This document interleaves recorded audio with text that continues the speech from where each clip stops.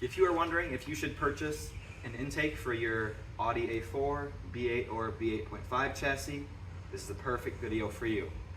Today I will be installing an ECS intake on my bone stock 2014 Audi A4 with 205,000 miles, so it's old, but the video is the same nonetheless.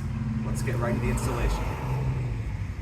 So this is everything that comes in the box when you buy the intake. Everything here seems to be very high quality and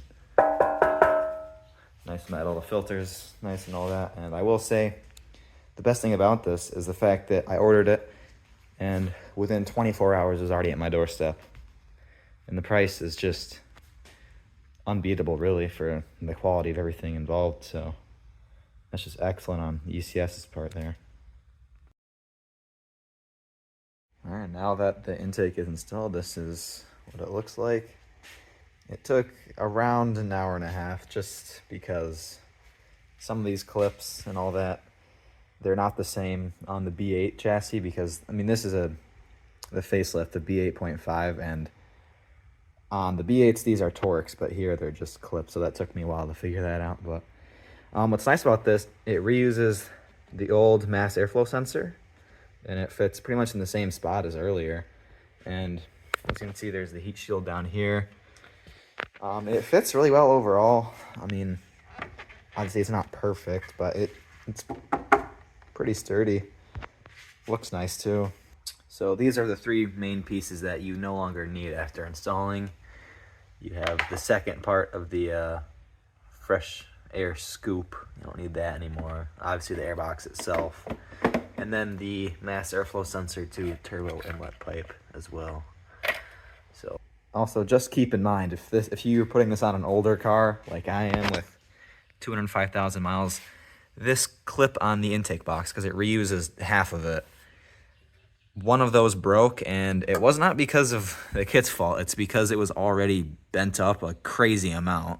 So that was already there, I guess. But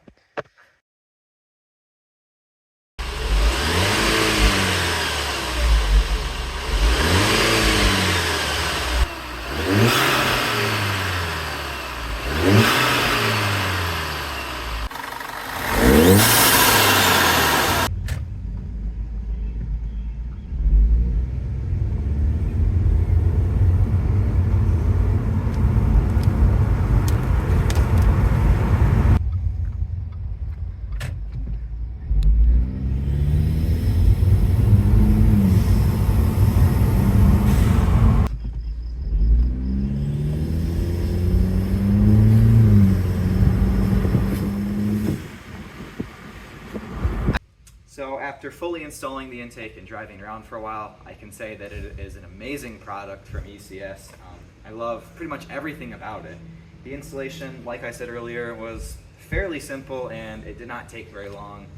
You don't really need many tools at all, just a few sockets and a few, like a 1/4 inch and a 3/8 wrench. So pretty much everybody has these tools, so it's very accessible for people. And as far as the car goes, it solves kind of the notorious issue on these type of Audis where throttle response is not really there on the low end when you just off the line, and this seems to completely solve it, at least for me. It has a lot more responsiveness and the throttle seems more true to the pedal, and the mid-range seems a lot more smooth. There's a lot more distinction between the RPMs, and as far as gas mileage, I would say that it's about the same, but there is maybe a smidge more on this, just because it's a little more opened up. Power wise, I would say it's probably not very much, and if anything, it probably brings it more close to the 220 horsepower advertised from factory. So it probably just cleans up the horsepower numbers, makes it more true to factory. It drives a lot nicer.